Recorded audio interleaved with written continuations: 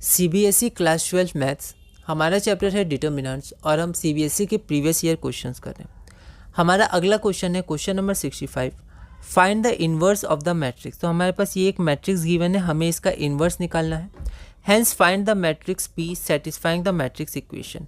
तो पहले इसका इन्वर्स निकालना है, फिर हमें पी की वैल्यू चाहिए इसका इन्वर्स को यूज़ करके। ओके, यह question CBSE sample question paper 2018 में आया था, 2 मार्क्स का। एक बार आप इसे ट्राई करिए, फिर हम आगे बढ़ते हैं।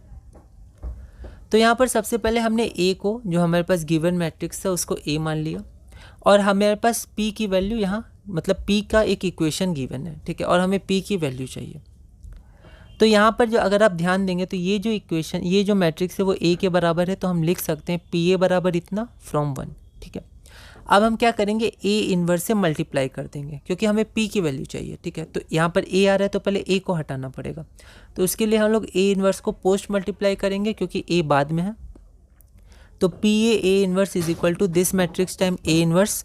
तो A times A inverse I होता है, तो P I is equal to this and P is equal to A inverse. तो अब हमें क्या चाहिए, पी के बगल से ए हट गया तो अब यहाँ पर सिर्फ पी आ गया और यहाँ पर बस ए इन्वर्स की वैल्यू फाइंड करनी है, उसको पुट कर देंगे तो पी की वैल्यू आ जाएगी, ठीक है। कहा था पहले ए इन्वर्स फाइंड करें फिर इसकी वैल्यू करें, ठीक है। तो हम लोग चाहते तो पहले ए इन्वर्स निकाल लेते, फिर यहाँ से यहाँ तक हम लोग लिखते, पर मैंने यहाँ पहले ही लिख दिया ताकि हमें पता चले हम ए इन्वर्स क्यों फाइंड कर रहे हैं, ठीक है। इसको इक्वेशन 2 मान लिया। अब ए इन्वर्स हम लोग निकालते हैं कैसे, तो ए इन्वर्स एग्जिस्ट करता है क्योंकि determinant of A is equal to -1 not equal to 0 है। हमने यहाँ पर पहले ए इन्वर्स मान लिया कि वो एग्जिस्ट करता है तो मल्टीप्लाई किया, फिर बाद में शो भी कर दिया, आप पहले भी शो कर सकते हैं, ठीक है। तो आप जैसे स्टेप्स वगैरह को अपने हिसाब से पहले क्या लिखना है बाद में क्या लिखना है, मैं एक जनरल स्टेप और एक जनरल आंसर बता दूंगा, बाकी क्वेश्चन के हिसाब से, मार्क्स के हिसाब से आपको क्या इसमें से हटाना है, इसमें क्या जोड़ना है, वो आप अपने नोट्स बना के कर सकते हैं, कोई दिक्कत नहीं है। तो ए इन्वर्स के लिए हमने डिटर्मिनेंट ऑफ ए निकाल लिया, फिर कोफैक्टर्स निकाले, ये हमने क्वेश्चंस बनाए हैं। एडजॉइंट ऑफ ए निकाल लिया, उसके बाद ए इन्वर्स की वैल्यू हमने निकाल ली। अब ए इन्वर्स को हम लोग इक्वेशन 2 में पुट कर देंगे, जहाँ पर आपका ये मैट्रिक्स टाइम्स ए इन्वर्स था।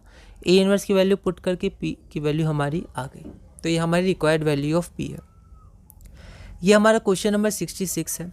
एक बार चाहें तो आप इस क्वेश्चन को ट्राई कर सकते हैं, इसे हम अगली वीडियो में देखेंगे।